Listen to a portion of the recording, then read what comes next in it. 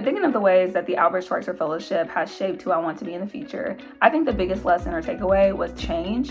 And what I've realized as a result of this program specifically is that a lot of the times we think we know what a community needs, but it may not even be what that community is asking for. It just caused me to kind of shift my frame of thinking from, well, what do I feel is the most important? And, in what areas do I feel I can make the most immediate change, to what do you feel is the most important as the population I'm hoping to help? And in what ways can I be the most beneficial to you, in helping you achieve, optimal health and improving your quality of life?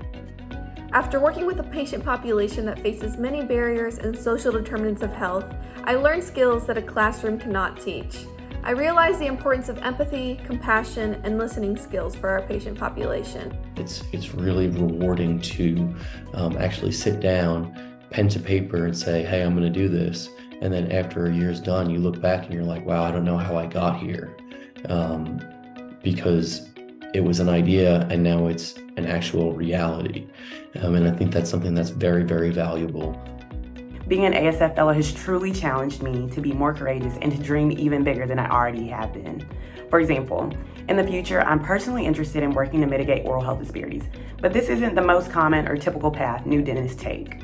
However, this fellowship year has taught me that by forging a new path, it may not always be easy, but it is so worth it. Being a fellow has inspired me to reimagine ways to increase access to care, but it has also shown me that the work I do can change what people see as true or possible. This experience has helped shape my future in a lot of different ways, but I think really the main focus is giving me the tools I need to continue to make changes at the community level. I actually didn't really want to work in community settings about 10 years ago when I first started studying nutrition. I thought it was really challenging and it kind of scared me. And then after working on the individual basis with health behavior changes, I realized the beauty of working at the community level and really targeting specific communities rather than just the individual. And I think it also kind of just helps me stop and think and realize that people are going through a lot more than we realize. And if someone's coming into the doctor and they say that they need help, they're saying they need help with that specific thing, but they also have 100 things in the background that we don't know about.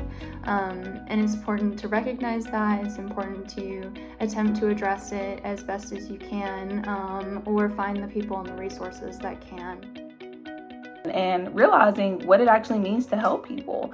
And just knowing that because I don't have some of these shared experiences of the populations that I'm trying to help, I genuinely may not know the best way to help them, and that's okay. It doesn't mean that I can't help them. It just means that I need to listen more than I speak.